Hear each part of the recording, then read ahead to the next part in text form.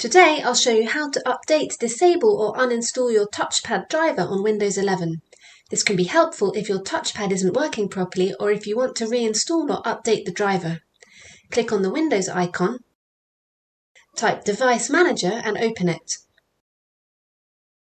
Expand Human Interface Devices. Look for a driver related to your touchpad.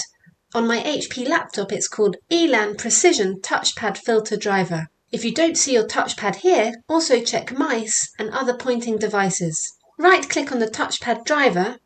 You'll see options to update, disable or uninstall the device. Select Update, then choose Search automatically for drivers. If Windows says you're already using the best driver, then your driver is up to date. You can follow the same steps to disable or uninstall the driver if needed. Note, if you uninstall the driver, restart your PC to allow Windows to reinstall it automatically. If you have any questions, please leave a comment below the video.